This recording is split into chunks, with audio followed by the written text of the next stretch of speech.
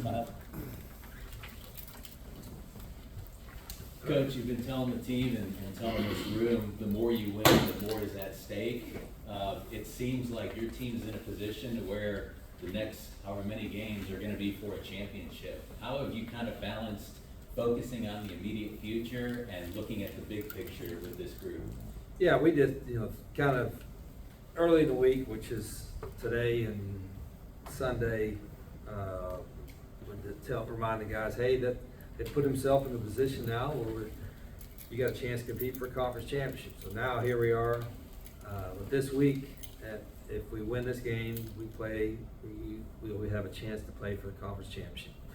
And then I'll mention it again on Friday, and that'll be it. So I want their thoughts more on the process than a potential outcome. But I'm proud of where they've worked, and the last couple of games have been kind of crazy, but they've come a long way since the start that we had, and we're very fortunate to have the opportunities that we have in front of us.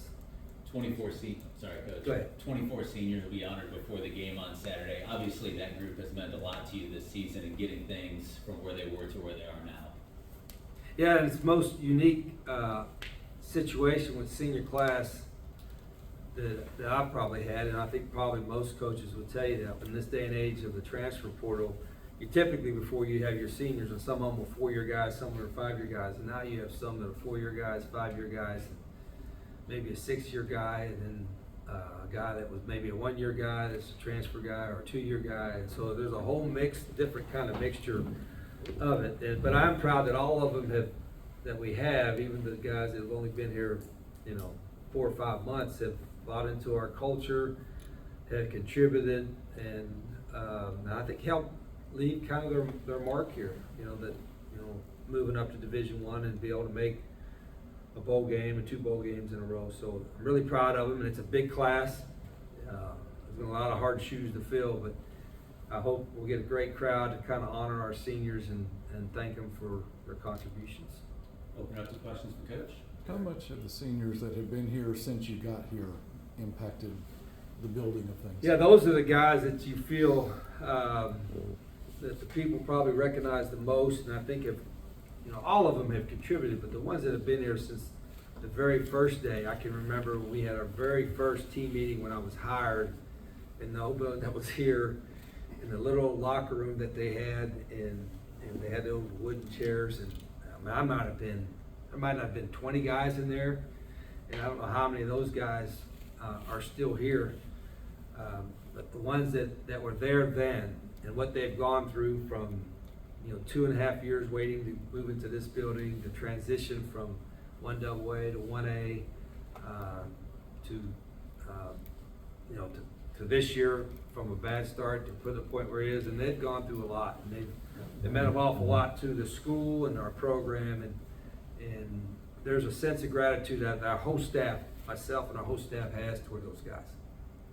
The next 2 games are going to be on national TV. The conference championship game, I assume, is on national TV, and then the bowl game. Well, that mean 10 games on national TV for you guys. Just how special is it for you guys to get that level of exposure? Yeah, that's funny you said that, because I didn't know if this was the 8th one, which is the most on national TV. That's probably more than a lot of schools in Power 5s. And we use that in recruiting. We say, listen, you're going to get a lot of exposure if you come to Jax State, because our conference has their TV deal, and our guys having some success, and so it's kind of neat that those 8 games, and it's not just exposure for our program, it's exposure for the school, and we think either way, when you win or not, you're still getting a lot of positive exposure for the school. So I think it's been a big boon for all of us. Those third quarters have been good for most of the year, but the last 2 weeks, we've been kind of flat. In where? In the third quarter, Yeah, I don't know. We haven't played as well, I think, on offense in the third quarter and the last couple games. Defense has probably played a little better maybe in the third quarter. But I don't think there's nothing. I mean, I just said even when we were playing well in the third quarter, there's way too much put into halftime adjustments. So there's some things you got to fix. You got about 10 minutes to do it. But more than that, I think it's just keeping the same type of intensity and focus, you know, throughout the game, whether it's the third quarter or what have you, that you have in the beginning. That's going to be important. You can't have too many of those. If you have a bad third quarter against Sam Houston, it's probably going to cost you the game. The offense was kind of hot in the game here. It's kind of slowed down recently. What do you see out of their offense? Yeah, a little bit. I've watched on their offense. They were playing really well early, scoring a lot of points, and the quarterback got hurt, and then they got him back last week, and so they're getting some of that rhythm back. But they got talented guys, and they have a lot like us. They've had a great season. They've got a lot at stake, so we'll get their best effort. Any questions? Defensively, their defense. Yeah, one of the best in the league. Very, very athletic. They probably play more guys up front than anybody on our schedule. I mean, they'll rotate, 7, 8 guys on the D-line. They're all very athletic. One of the most athletic teams, probably the most athletic defense that we have seen, including some of those teams early in the year that were really good. So it's a big challenge. And they won. You look at some of their games, and they've won some tight ball games, and their defense has kind of pulled some of that out for them. Injury-wise, with Wiggins back, is eventually everyone healthy at this point? Yeah, we're a little banged up. I mean, there's some guys that we have concerns with, some starters that be limited in practice today and tomorrow, and I mean, that's probably typical this late in the year. In whatever this is 11th game, but I think we got guys going to try to fight through it. Having Ron back was good to get some reps, but this is one of those all hands on deck. This deal now.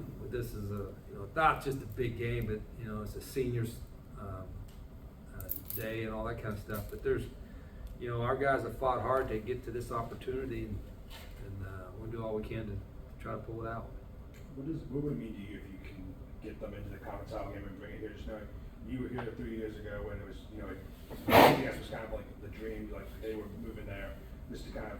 Yeah, not so much about me. It's just the program itself. It doesn't happen. I mean, what our players have been able to do the last 3 years, it just doesn't happen very often because there's some, and we're still going through some transition, growing pains. And our guys have handled it really well. Our players have handled it really, really well. It's hard. I mean, it's hard to win anyway, but it's particularly hard when you move up, from 1AA to 1A. There's always a period of time that transition is hard. It is still hard for us, but our guys have been able to pull some wins out and helped our program, and not with just the wins, but help our program and our culture and all that get to where we want it to be in a hurry, and trying to maintain it with all the the transfer portal and all the stuff that's going on. It's harder to maintain, I guess, your culture or your way of doing things than ever before. And the reason we've been able to do it is because of the players like Sean and the rest of those guys that have been here. That's the reason why. And so from that aspect, they should be proud of themselves. Following up on that, tough to win. 2 of your opponents you played earlier this year made fired coaches. Another one fired their OC. Tom Herman's only been at FAU 2 years and he got fired. Is that because of? I think it's a good question, Mike. There's always been maybe a lack of patience, I think, in some respects, with programs. And I think that's probably expedited now. It seems like, typically 2 years. I mean, you don't even get to go through 2 years. How are you supposed to be able to, get your stuff established in, especially nowadays with all that stuff going on. So it's, I don't, we kind of all know this, coaches know that that's the kind of profession we live in. So everybody, and I don't blame people, and the fan base gets mad if you're not winning and they want to blame it on the coach. They need to blame it on someone. So, the coaches know that going in, like, it's a big boy profession. But it does seem that there's probably quicker triggers than before, and maybe because of that, people think, wow, shoot, if you don't have, a good team, you can go get you a good team right away out of transfer portal, but sometimes you got to have money to do that, so it's a little different dynamic. It's almost going and I have to study this, but it's almost like the NFL, they don't have a lot of patience either, but they pay players and, you know, they can go buy themselves a team, but they also have to wait for free agent periods and guys that aren't locked into contracts. And, you know, you think about college, you got free agency every year. I mean, every year it's open free agency. You don't have guys locked into I'm gonna have that guy for the next 3 or 4 years because he's on a multi-year contract and he ain't going nowhere. And so, you know, it used to be harder to develop guys in the NFL if you had to develop them than college, because they go, now in college, it's, you know, I guess you still got to be able to develop guys, but you got to be able to do it a lot faster. And so, I don't know, it's a, you know, I love coaching football. I love being around the guys and all that, but there's more challenges than there's ever been. As I've told you all, I've told the coaches, the goalposts have moved, we got to move with it, and that's what we're trying to do. How do you balance that in season? Obviously, you have 2 really tough opponents coming up, but you got to recruit high school. You got to Yeah, you got high school visits coming in. The portal opens up in a couple weeks, and but you still got to, you know, you got to put your focus on your current team most. I think while you still have games, which thus we have, you know, the 2 more games, and we know we have a bowl game, and so you got to be able to balance all that. But you got a big enough staff to do it. But it is, there's more challenges than ever before. But it is what it is. I mean, I'm not, you know, I think if you've got great people around, which I do, I got great people around me that it can help. But they'll also, the hard part is you want your players to have more distractions now. You know, you all know that, not just the social media part about it. Every player that's not getting the results he wants, a lot of them have people in their ear saying, well, you could get that better over here, you could get better over here. And so they have more of that in their ears than they've ever had before. So you hope that they are listening to the right people, or they're focused on where they're at right now to do the best they can where they're at right now, and not thinking, wow, geez, if I was over there, I could be doing this. And I don't know if that's really healthy. Coach, thanks so much for your time today. Okay. Up next will be tight end Sean Brown.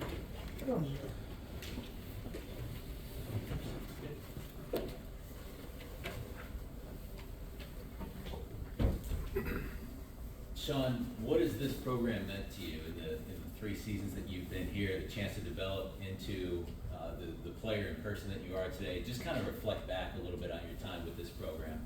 You know, the main thing, I'm just grateful, you know, to have the opportunity to come here. It's kind of like what Rich Rob was talking about the transfer portal. I was lucky enough to be able to find a home here, and like I said, I've been grateful for the past. I'm going into this is my 4th year here, but 3rd year with Coach Rich Rob. Yeah, I honestly just couldn't be any happier.